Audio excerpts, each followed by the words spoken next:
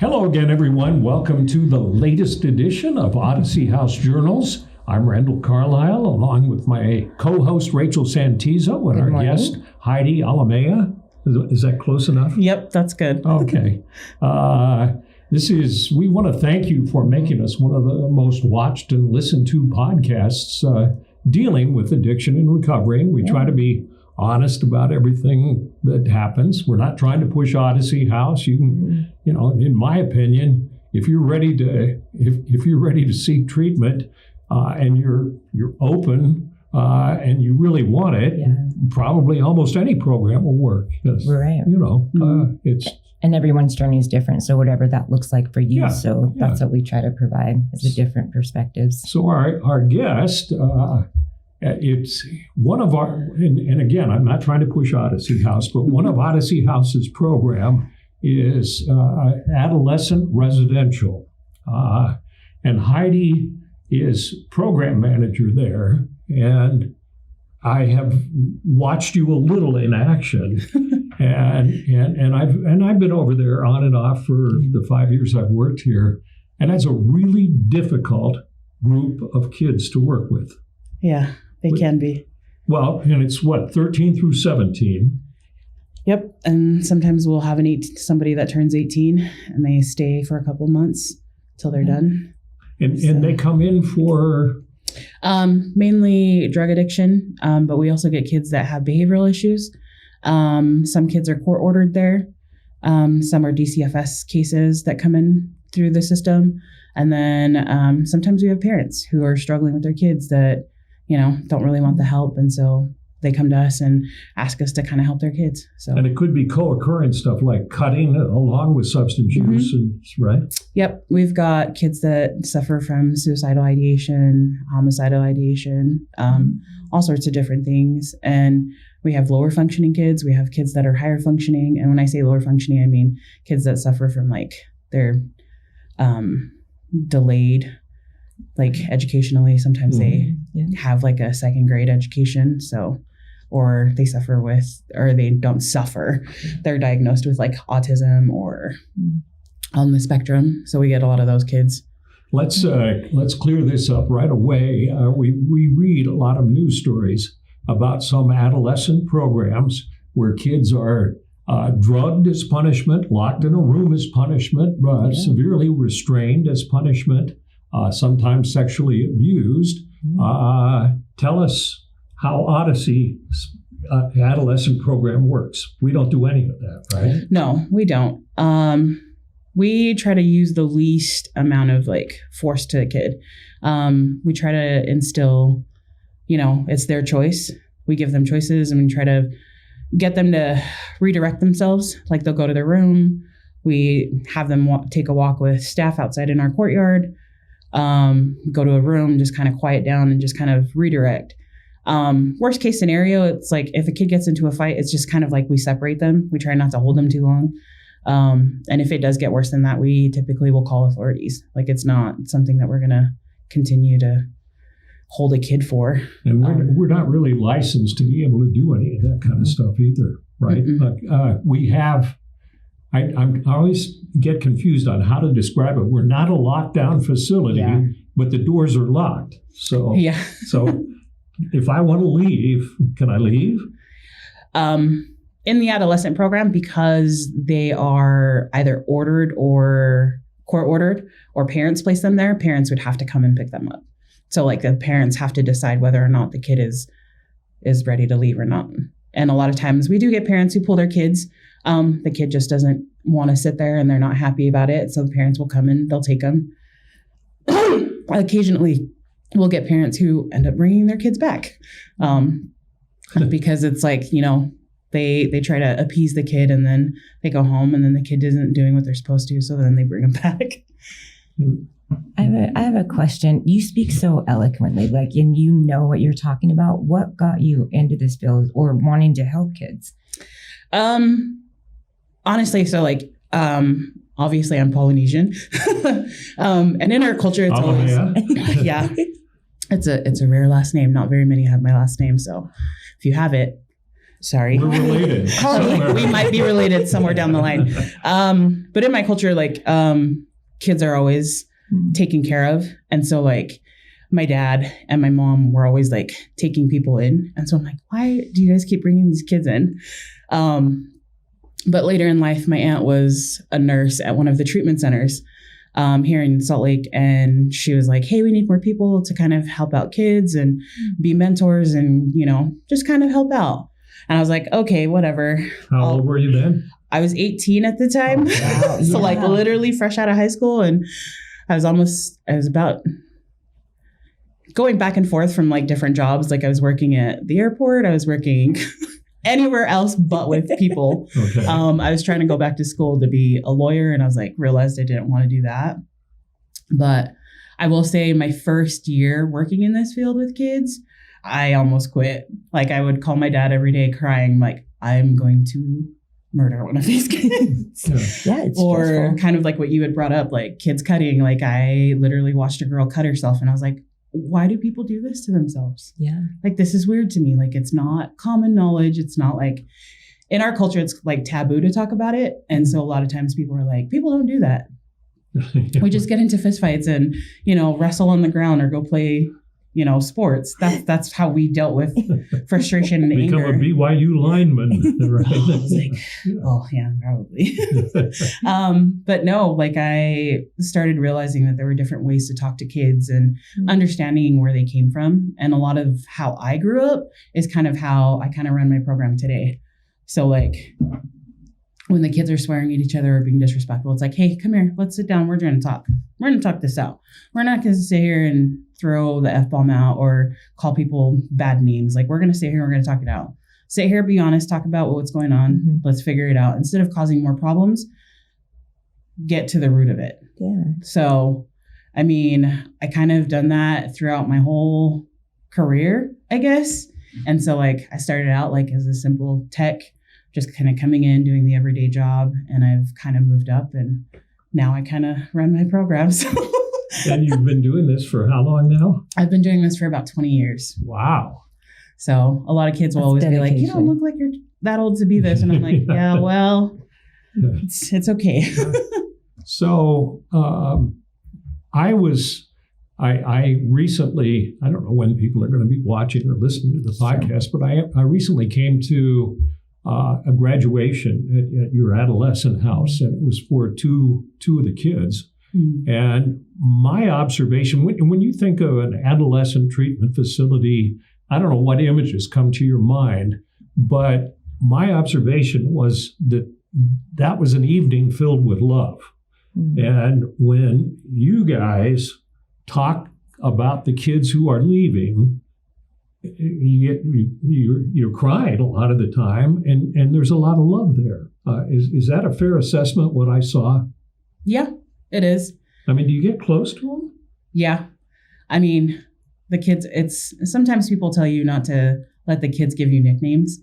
And you heard it. You were there. A lot of the kids at my facility call me Abuelita, or there's a few people there that they have different nicknames for. They call them Tia, Okay. Mama, like just giving them, it's kind of a family sense. And a lot of these kids that we get don't get that. Yeah. Sorry, I'm giddy. Hmm? No, that's all right. But like for You me, get electrocuted the next time you do it. So I was like, dang it. But no, there's a lot of love filled in it. Like it's literally like a family. Like you have anger, you have frustration, you have sympathy, you have compassion. And a lot of these kids have never been able to like express that. Yeah. So like when they come through our program, we try to give them that so they can like, go ahead, do it. Like I have boys there that sometimes they've never cried. Yeah. And I literally like they'll tell me, they're like, people tell me I can't cry because I'm a dude. I'm like, I have brothers who cry. Who cares? Yeah. Cry. Like it's normal. It's a normal emotion. Mm-hmm. And by the time they get to graduation, you saw one of my boys who graduated, like he literally before it even started, Randall, he was crying the whole time. He was like crying from the time he woke up until like we were done with graduation. And it was just because, you know, he came from a background where he lived in trap houses his whole life. Yeah. And so this is why I do it. Like, there are kids out there that we can touch and like give them some sort of like, I don't know, belonging. Like they can do something better. Like, this kid has hopes and dreams. He's going back to Texas and he wants to like open up a YPR. Like, he wants to open up a chapter there, and he's like, wants to go back to school. He wants to do all this work that he never thought he could. And I think that's the biggest thing, is like, sometimes when people say they grew up in treatment centers, they're like, oh, so you're crazy. Like, and I'm being honest, like, there's a lot of kids out there that when they come to a treatment center, they don't want to be labeled as crazy. And that's just kind of how it is. But when they come in, we're like, you're not crazy. You may do crazy things, but you know, what do you want to do outside of that? I literally had a conversation with a kid last night. Like, what do you want out of life? No strings attached. Like, if you could do whatever you wanted to do in life, charges are gone, you know, you could go back to school, you graduate, do whatever you want. What would you want? He's like, well, I want a home. I want to live in a good neighborhood. I want to have a happy home. I want to be able to provide for my sisters and my mom. And I'm like, why isn't that possible? Yeah. But I think there's a lot of kids that come through the programs I've been in. People don't give them that. Yeah. They're so quick to be like, oh, you're a delinquent. You're a criminal. You're you can't do this. Right. You're not worth my time. And so I like to give them that time. I like to surround myself with people who give them that time. And I think as adults, sometimes we forget that we were them once. Sorry. Yeah. No, don't be sorry. I don't like crying. But whoever sees this, sorry. No, actually. And that's what struck me, is you do love the kids you're working with. Yeah. And I love the staff that I work with too, because, and I tell them this all the time, like, I try to surround myself with people that have like similar goals in life or similar mindsets where they want to be helpful. A lot of the people that work with me have been through recovery. Mm-hmm. And so I like them to share their story with the kids. I literally have another lady who works with me who we both grew up in similar backgrounds. Like, we both grew up in California in the ghetto with drugs and gangs and everything else. And the only difference between the two of us were I didn't get caught doing stupid things and I got out, and she did, and she got locked up. She got locked up for ever so many years, and I did it. And I had parents who were willing to like make sure that we had a better life. And I want to be able to like be that for someone else, and then be able to do that for my staff. I think one of my favorite things about the adolescent program is the schooling, because a lot of people, they lack schooling or education, and that doesn't allow you to really, have social interactions or to be able to grow or feel like you're smart enough or good enough. So how is the schooling there? Like, what is it like if somebody were to bring a child in there? So we do have school. We work with Horizonte. It's a alternative school. And so we have a few teachers that come in and they teach the kids. And that's the amazing thing, is that the way their schooling is set up, it helps them get credits to catch up or to even get credits. One of our graduates just recently, she had dropped out way before she came to us, and she didn't have any credits in high school. She left with like, I think two credits, maybe 3. And she was so excited about that. Like, she had never accomplished something like that. She never thought that she could be good at anything. She realized she liked math. Ooh, good for her. Yeah, I know. I was we need her. Yeah. She really liked math, and the teachers try to focus as much as they can with them. We also have like special ed teachers that come in and help out with our kids that need a little more attention. But we work really closely with the school.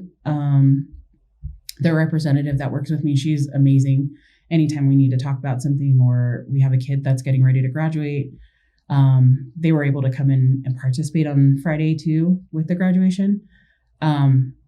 But we also like are able to transfer credits. So like if a kid needs to go home and they discharge from us, we are able to like transfer those credits to them. Sure. And the people we work with at Horizonte are really great about making sure that those credits get carried over to them. And the goal being to get back to where you were before where you should be at your age, right? Mm-hmm. Yeah.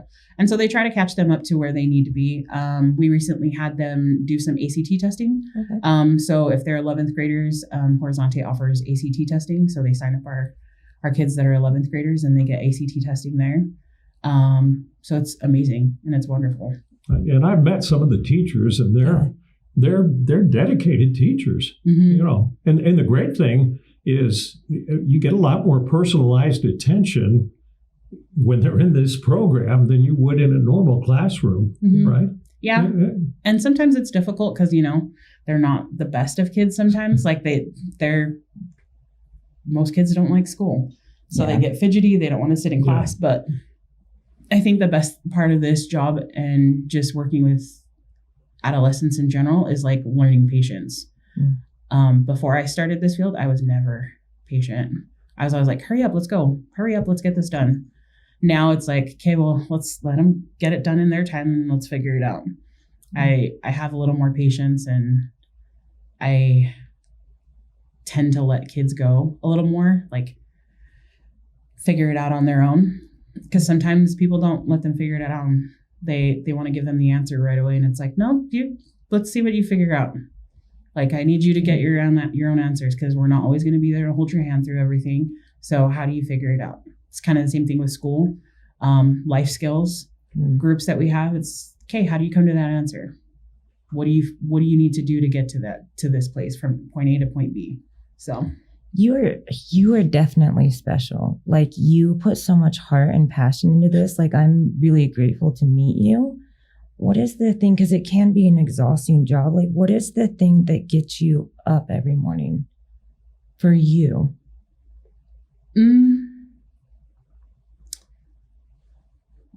For me, I think it's just being someone that can be there for them. Like, I think a lot of them, like I said, don't have people that are there for them. And so it's hard for me to like wake up every day and be like, oh, I don't want to go in today. But then I think about someone over there needs me. Yeah. Like, someone there needs someone to like give them some sort of encouragement. Yeah. Like, I get tired. I work probably, I'm not even gonna lie, I probably work about 100 hours a week. Wow. Yeah, wow. I would imagine. Yeah.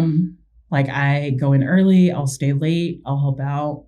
And it's not even just with the kids, it's like with my staff too, like helping to learn coach, do different things. Throughout my career, I've been one of like, I want to get knowledge, like I want to learn things and I want to understand. So a lot of it is like, I stay late and I talk to a therapist, or I'll talk to a doctor or a psychiatrist or another staff or a nurse. And for me, it's being able to give that knowledge away too. So whatever I learn, I try to give it away. So a lot of times when the kids ask me questions, I'm like, well, I'm not going to lie to you. So, here it is. There's the answer. Right. What are you going to do with it? So I think that's the biggest thing is sometimes with adolescents, they're scared to tell a kid the truth. Yeah. Like, they'd rather lie to the kid and be like, no, it'll be okay. No, it's not going to be okay. Like, you need to tell them the truth, because at the end of the day, if the kid doesn't know the truth, then that's what's going to mess them up in the long run. So I think, and I've said this to many people before, I think the reason our program has been so successful in the last year, since I've been there, is that we give them that space to be themselves, to be vulnerable, and to be honest. Because that's our biggest thing is, and I really don't care if you mess up. Like, and you'll hear me say it all the time, I really don't care if you mess up. Just tell me the truth.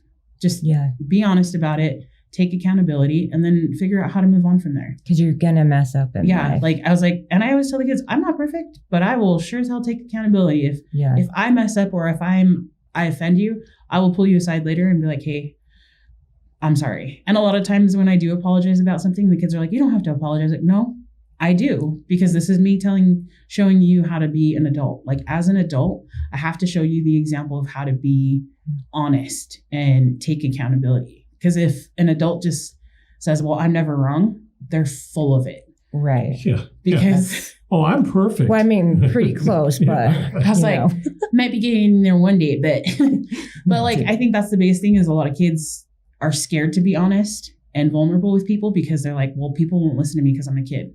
Well, Why? Well, because I lie all the time. Well, yeah, stop lying and people will, be more helpful. And I mean, I get a lot of kids that even if they've gone home, they'll call us and they'll be like, I relapsed. Yeah. And I'm like, well, are you okay? Do you need help? Like, what do you need? And they're like, I'm okay now. Like, I'm sober again. But I just wanted to tell you, like, I relapsed and I'm back on track again. So for me, that's successful. Right. Like, I don't even care that they relapsed. What I care about is that they were able to like seek out the help and like reach out and say, hey, I needed help. And I went and got it. And be vulnerable about it, because that happens, and what you do about it.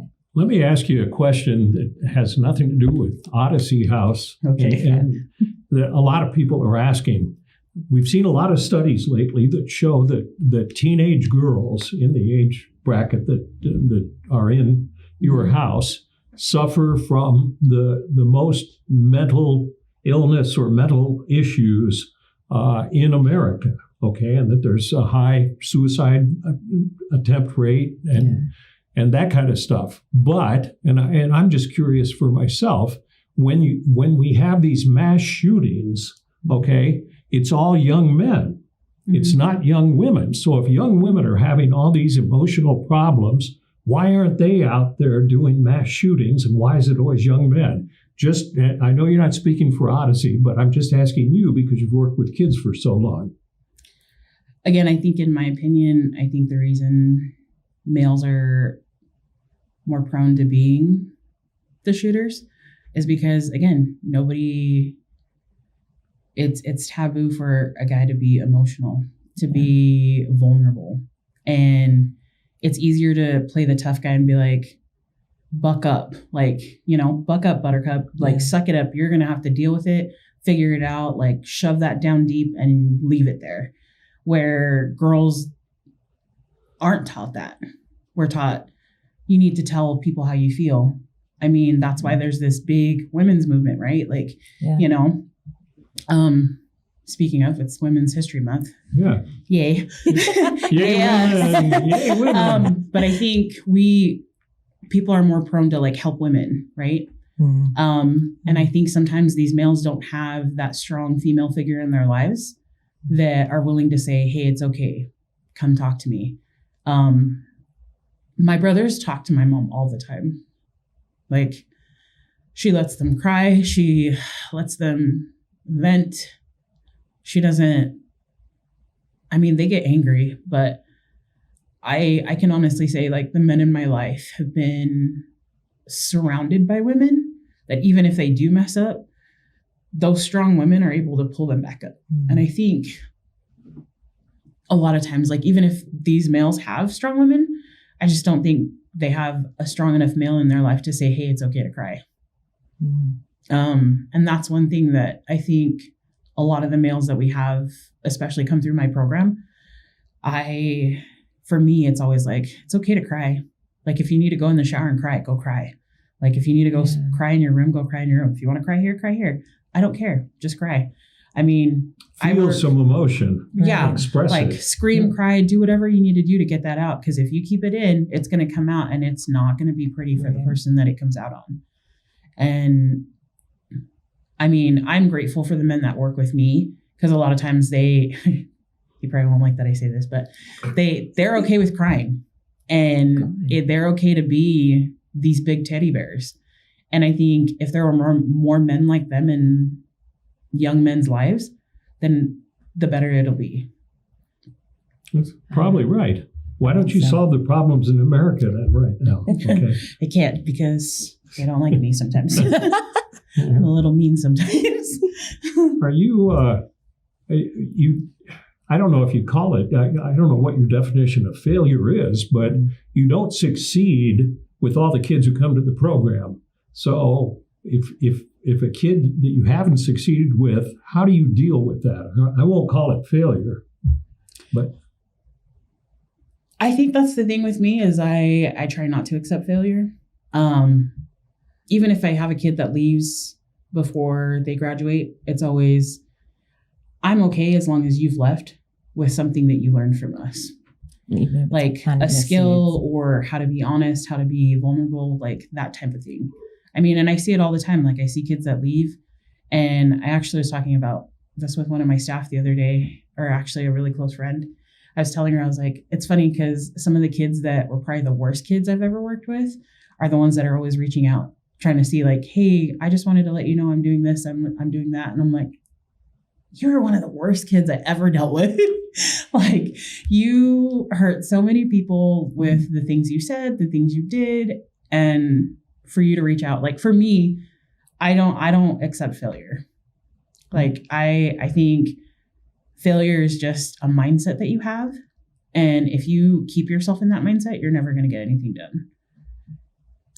I have a question for you because we're running out of time. And so I'd love from your perspective to tell us a story of hope that a troubled teenager can get better or loved, So what is a story that really melts your heart? And I think all of them probably do. So I'm going to throw that out there. But what is one to kind of lay it out and show that there's hope out there? Yeah. Man, you're right. There's a lot. I knew it. I've seen, because when I worked at Odyssey, I saw kids when they were transported from Idaho, they were like, 15, 16, and they're shackled up and then they go in because that's how they transport them. Mm-hmm. And so coming from a state like that, like what is a state like that into where they are now? There must be some story that sticks in your head that was extremely gratifying. Yeah. So probably early on in my life there, like in my career, I worked, it's really old, probably not a good example. I worked at a place called Cottonwood Treatment Center, and we had a few kids there, and I worked on both sides, the boys and the girls side. But there's one girl in particular, like I kind of keep track of my kids sometimes because they'll like friend request me or they'll like reach out. But this girl in particular, she was just not in the best headspace when she came to us. She always wanted to fight somebody. Like everybody was against her. Like the world hates her. And looking at where her life is now, she's a mother of 3. She's about to have another kid. She's an EMT. Wow. She's getting ready to go back to school to get, I think it's she wants to be an APRN. And so like for me, that's special. Someone who had all these charges and was like never going to do anything with her life. Everyone hated her. Like no one wanted to be around her. But like just sitting with her, she was one of my favorite kids, if I can say that. Like she was one of my favorite kids because she didn't care what anyone said. She was going to keep doing what she did. And even after she left us, she did go back to lockup, but she got out and she changed her life. She surrounded herself with people that are doing good. I think another one is our military service. Like I have a kid who, man, he was a little shit. Sorry. I don't know if I can swear. Yeah, fine. I was like, I don't know if I can swear, but he was not the nicest kid. But we got him when he was 14. By the time he was 18, he was like, I'm going to go in the service. And he did. And he graduated with high honors and he's still in the service. And I will always be forever grateful for our military people. Yeah. Wow. Well, and that's why you keep coming back. I presume. Yeah. Well, we thank you. Thank you for sharing a little bit of insight because I don't think people understand that there are varying types of adolescent facilities. Mm-hmm. Right. There are. And I like your philosophy that if they leave with something, telling the truth, being able to cry, feeling emotion, then you've really made a difference in their lives. Mm-hmm. So thank you for your hard work. Well, your 100 hours a week. I know, yeah. Thanks for inviting me. Yeah. I'm really grateful we have people like you in this world. So thank you. Oh, thanks. I hope you go for another 20 if you can handle it. Yeah, I don't know. We'll see. Right. Maybe if it's in paradise, then I'll go. Yeah. Thank you, Heidi. Yeah, thanks, Heidi. Very much. And thank you for watching or listening to another edition of Odyssey House Journals.